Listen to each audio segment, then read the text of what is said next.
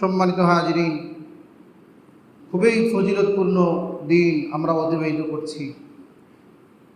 যেই দিনের আমলগুলো এক এক বছরের আমলের সমতুল্য, যেই রাত্রির আমলগুলো লাইলাতুল কদরের সমতুল্য।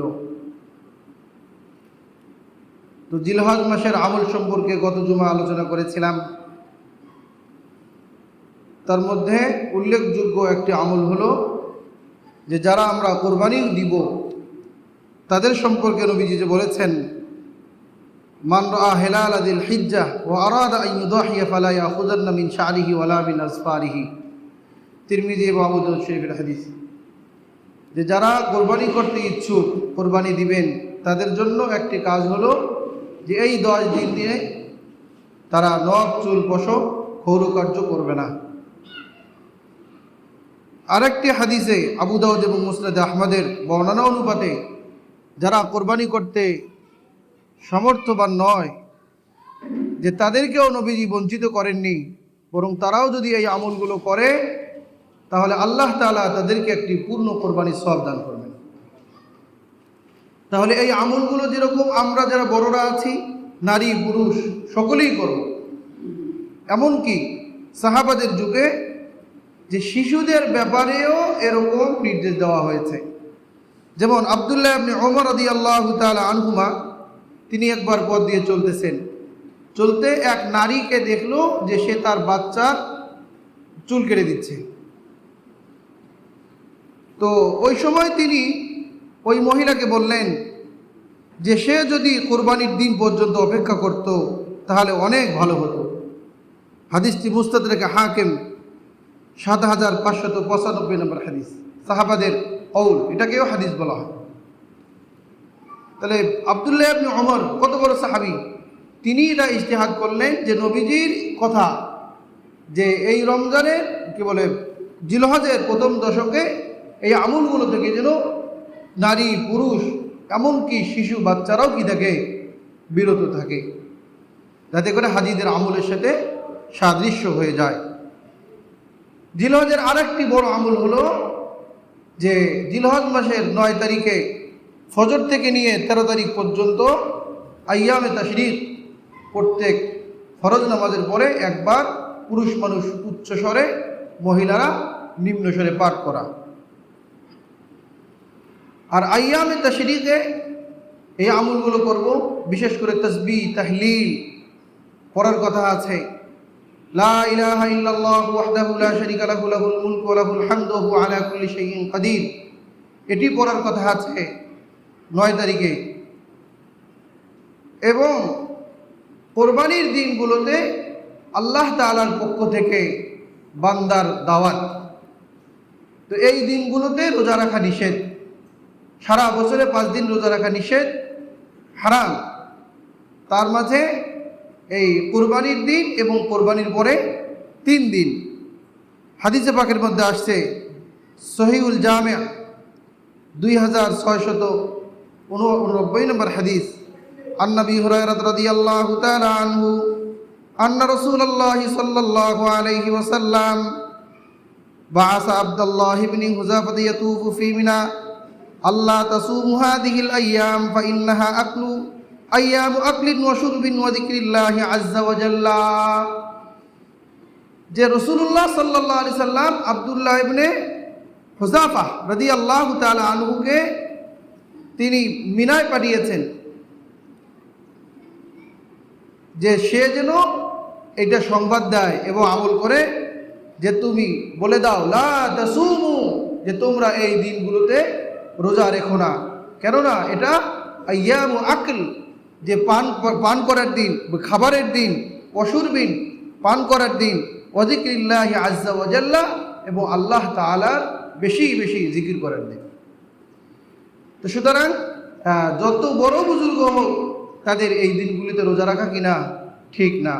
তাহলে কোরবানির দিনে আমরা যে কোরবানির গোশত দিয়ে খাবার খাওয়া পর্যন্ত অপেক্ষা করি, বলে এটা কি রোজা হয় না? বলে না, এটাকে রোজা বলে না, বরং সে কোরবানির গোশত দিয়ে সর্বপ্রথম খাবারটা গ্রহণ করবে, এটা মুস্তাহাব, এই দাওয়াতটা গ্রহণ করা মুস্তাহাব।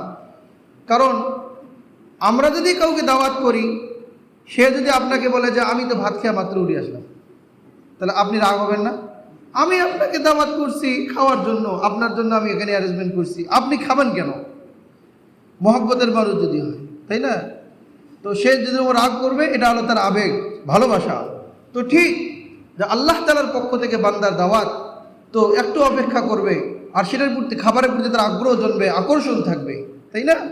এরপরে সে খাবার খাবে। এটি হলো মুস্তাহাব, এটি কিনা রোজা না, বরং রোজার নিয়ত করা যাবে না। সম্মানিত হাজিরিন, যে কোরবানির গুরুত্ব সম্পর্কে বাস এতটুকু, যে সূরাতুল কাউসারের মধ্যে আল্লাহ তাআলা রাসূল করিম সাল্লাল্লাহু আলাইহি সাল্লামকে নির্দেশ দিয়েছেন যে হে নবী, আমি আপনাকে খায়রে কাসীর, আল কাউসার এর বহুত ব্যাখ্যা, তার মধ্যে একটা হলো হাউজে কাউসার, আর একটা হলো খায়রে কাসীর, মানে অনেক অনেক কল্যাণ আমি আপনাকে কি করেছি, দান করেছি। এর শুকরিয়া হিসেবে 1 নম্বর কাজ হলো ফাসাল্লি লিরাব্বিক, আপনি আপনার রবের জন্য নামাজ আদায় করুন। এরপরে ওয়ানহার, এবং নহর করুন। নহর বলা হয় যে উটকে জবাই করা, উটের জবাইকে নহর বলা হয়। তো মোট কথা কোরবানি, এবং কোরবানি করুন।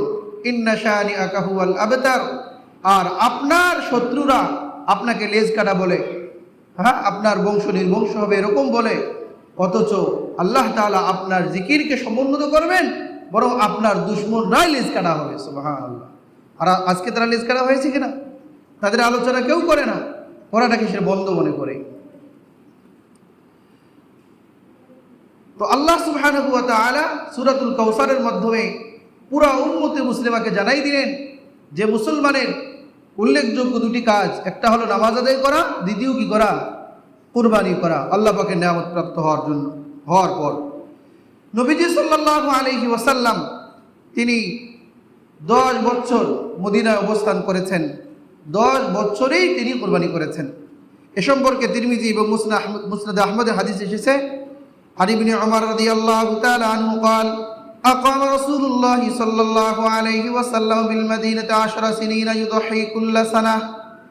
নবীজি সাল্লাল্লাহু আলাইহি ওয়াসাল্লাম মদিনায় 10 বছর অবস্থান করেছেন। তিনি 10 বছরেই প্রত্যেক বছরই কুরবানি দিয়েছেন। আনাস ইবনে মালিক রাদিয়াল্লাহু তাআলা আনহু قال ضحى رسول الله صلى الله عليه وسلم بكبشين أملحين أقرنين ذبحهما بيده وسمى وكبر ووضع رجله على صفاحهما। আনাস ইবনে মালিক রাদিয়াল্লাহু তাআলা আনহু বলেন যে নবীজি কি কুরবানি দিতেন, এক এক সময় এক এক কিছু কুরবানি দিতেন। তো এখানে তিনি বলেন কাবশাইন আমলাহাইন, মোটা তাজা হৃষ্টপুষ্ট এরকম 2টি তিনি ছাগল কোরবানি দিয়েছে, ভেড়া কোরবানি দিয়েছে। তো আবার জবাই করার সময় তার যেন লড়াচড়া না করে তার শরীরের উপরে পাড়া দিয়েছে, মানে যে স্টাইলে যে পদ্ধতিতে বয়ান নবীজি জবাই করেছেন হুবাহু সেভাবে তিনি কি করেছেন, বর্ণনা করেছেন।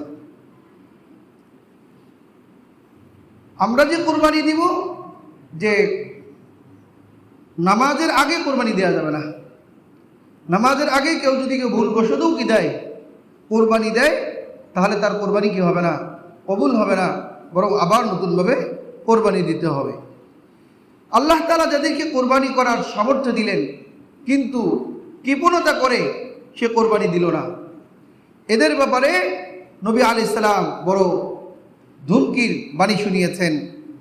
عن أبي هريرة رضي الله تعالى عنه أن رسول الله صلى الله عليه وسلم قال من كان له سعة ولم يضحي فلا يقربن مصلانا।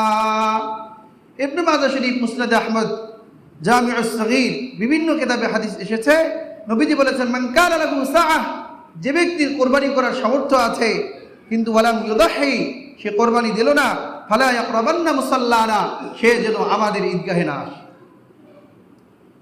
কারণ কিসের ঈদ, এই খুশি কিসের, কৃপণ, আল্লাহর হুকুম সে কি করে না, পালন করে না।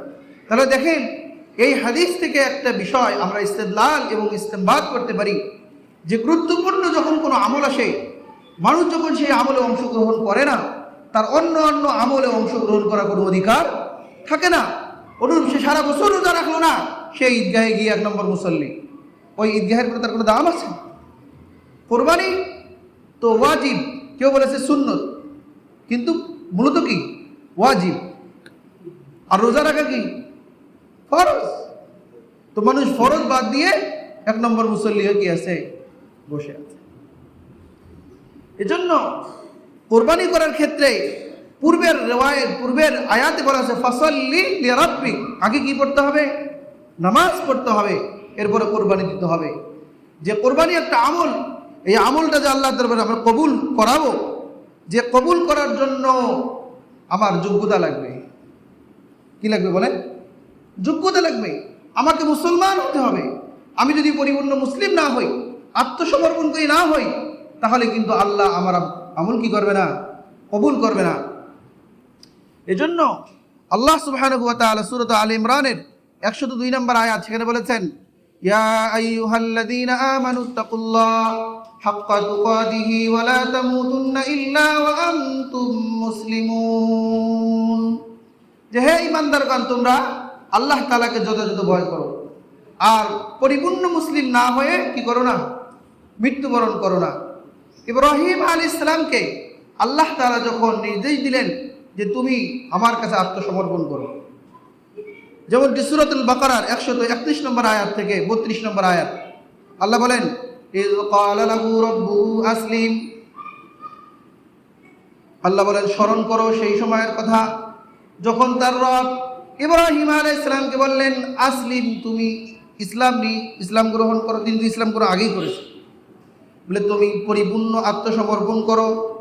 বলেন ক্বালা আসলামতু লিরাব্বিল আলামিন, ইব্রাহিম আলাইহিস সালাম বলেন আমি বিশ্ব জাহানের পালনকর্তার কাছে নিজেকে আত্মসমর্পণ করলাম, পরিপূর্ণ আত্মসমর্পণ করলাম, সমর্পণ করলাম।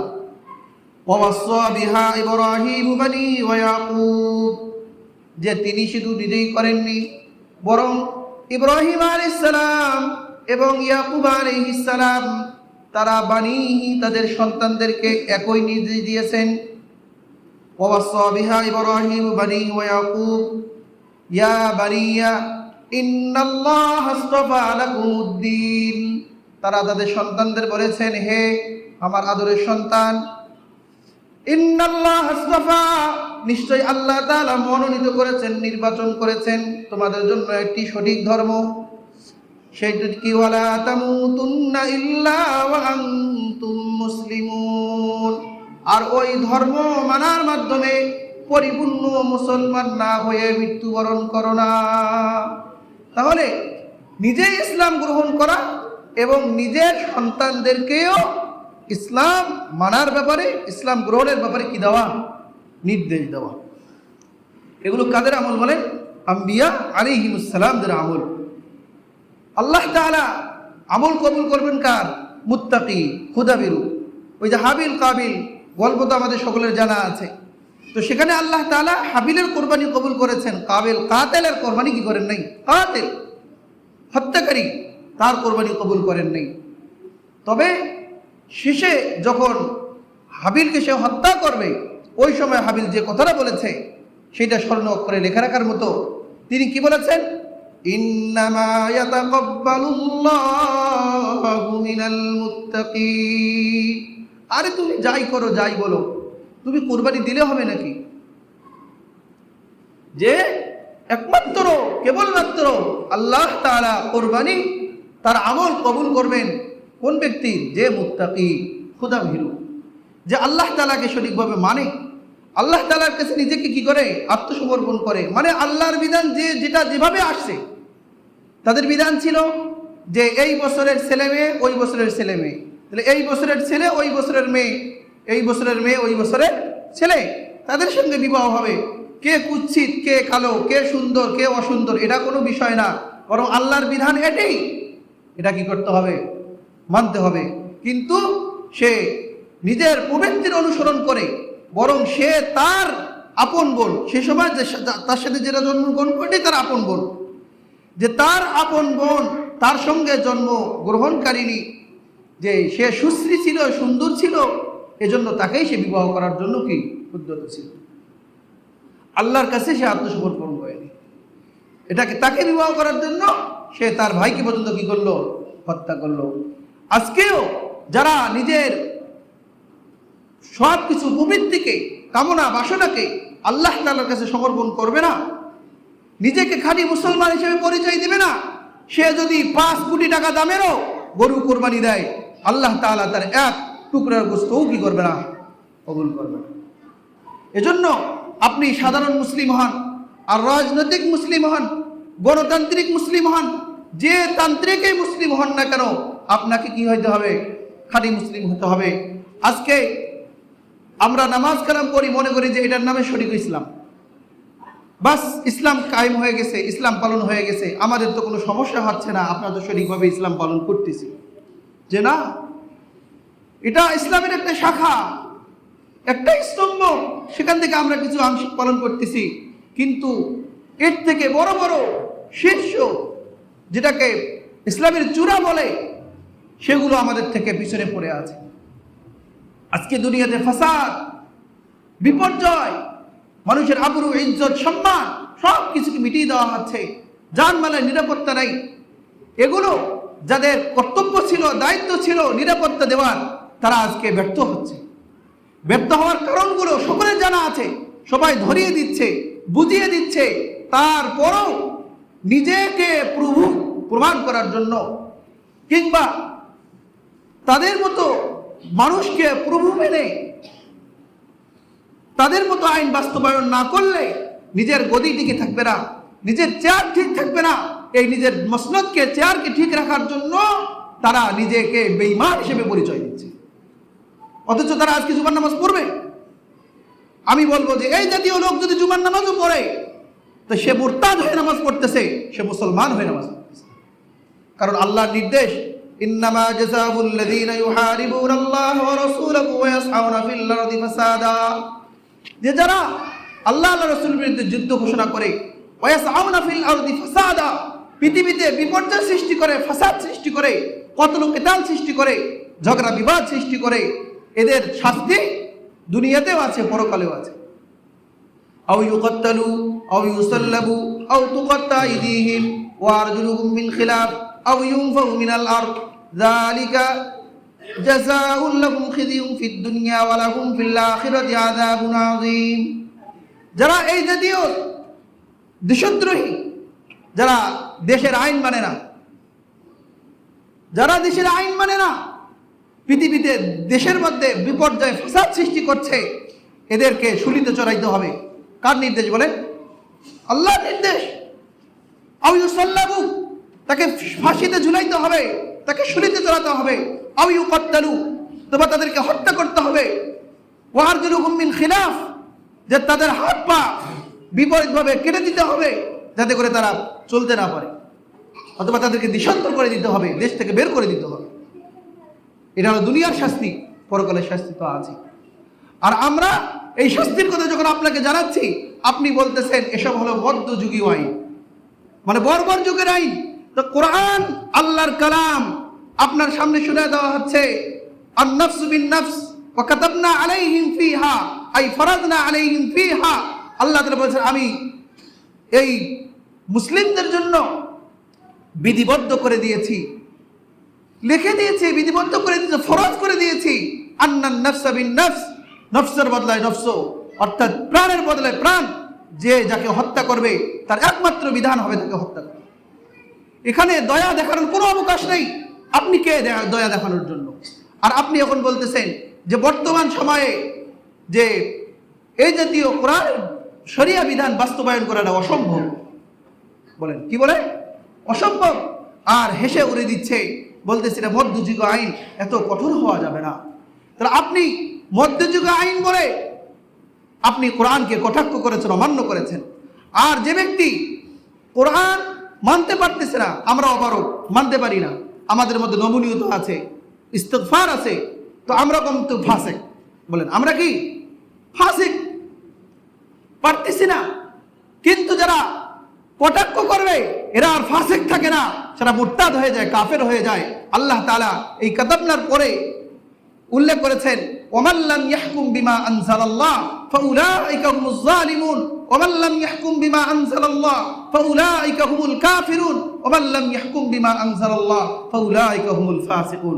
তিনটা ল্যাঙ্গুয়েজ বয়ান করেছেন, তিন স্তরে। আমরা কোনো চাপে পাচ্ছি না, আমার শক্তি সামর্থ্য নেই, ওই পরিমাণের ক্ষমতা হয়ে ওঠে নেই, তাহলে আমি কমপক্ষে ফাসেক।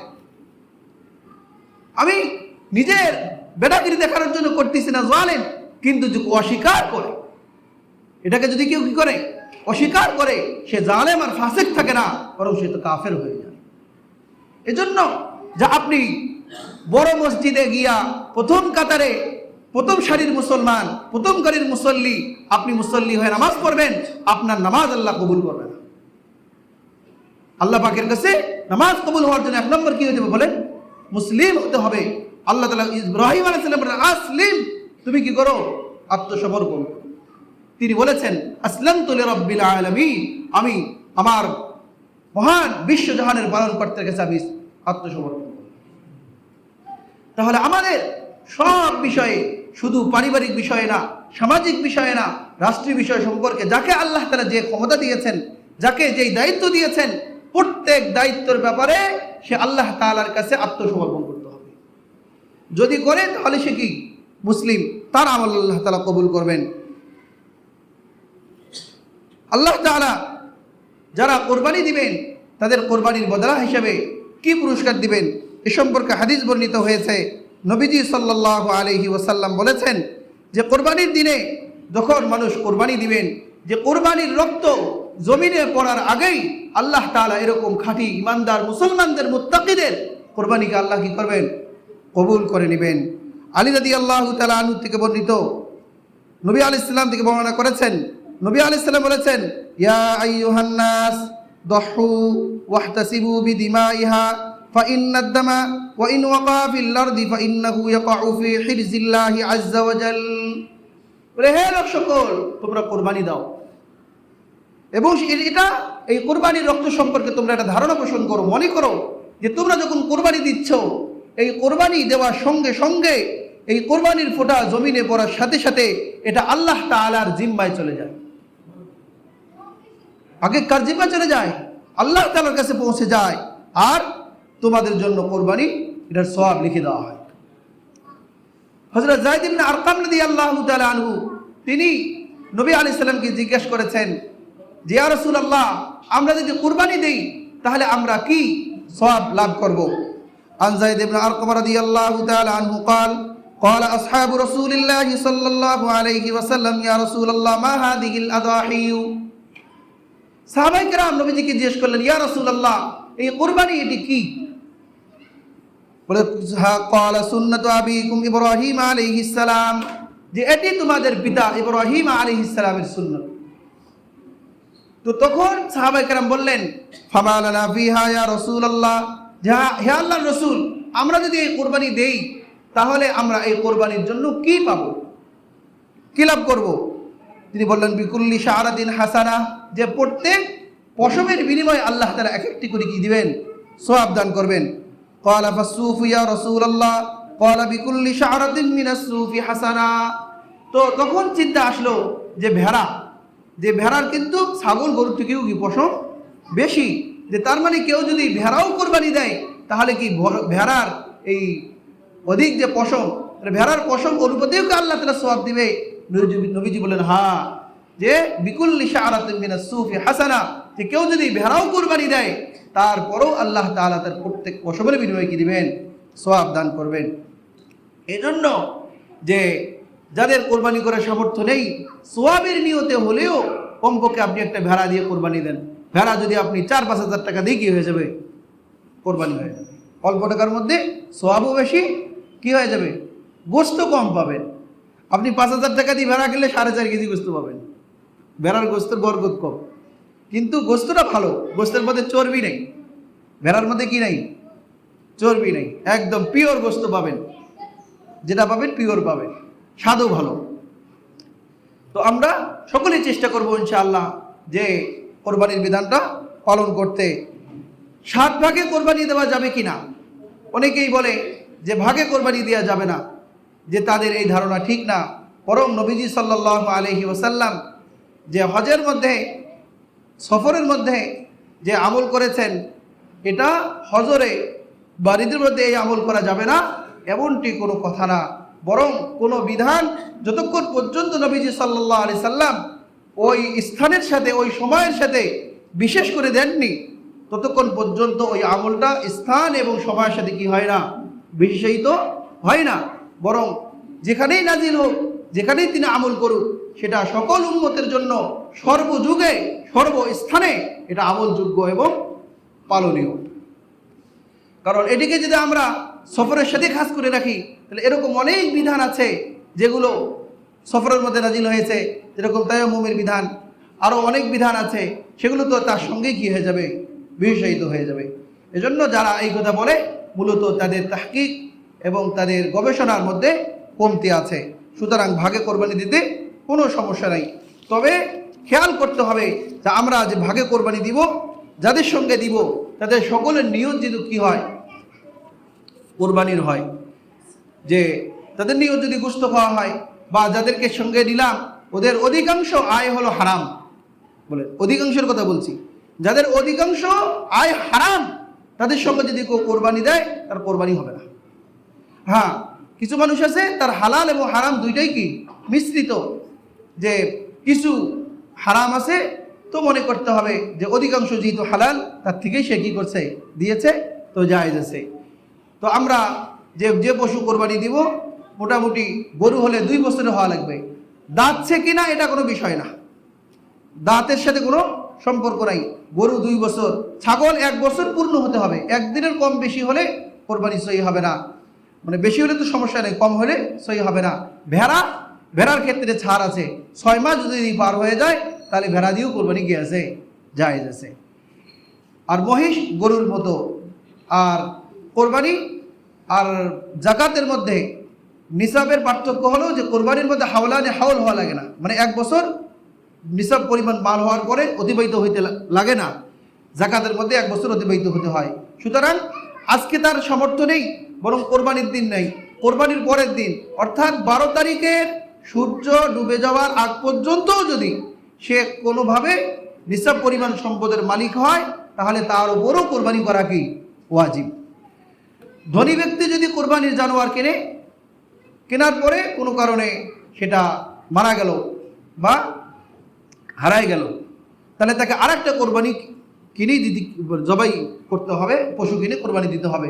কিন্তু গরিব মানুষ যদি কিনে থাকে, যার উপর কোরবানি ওয়াজিব হয় নাই, কিন্তু পরবর্তীতে সেটা হারাই গেছে, কোনো কারণে নষ্ট হয়ে গেছে, আর দেওয়া লাগবে না, কারণ তার জন্য যেটা ওয়াজিব ছিল এটা তো শেষ হয়ে গেছে। সে যদি আবার কিনে তাহলে ওটা কি করতে হবে, দিতে হবে। কিন্তু পরবর্তীতে হারাই গেল, ধনী মানুষ কিংবা গরিব মানুষ দুইজনের হারাই গেছে, কিন্তু পরবর্তীতে দুইজনের পাওয়া গেছে, তাহলে গরিব মানুষ তার দুটোটাই দিতে হবে, আর ধনী মানুষ একটা দিলেই হবে।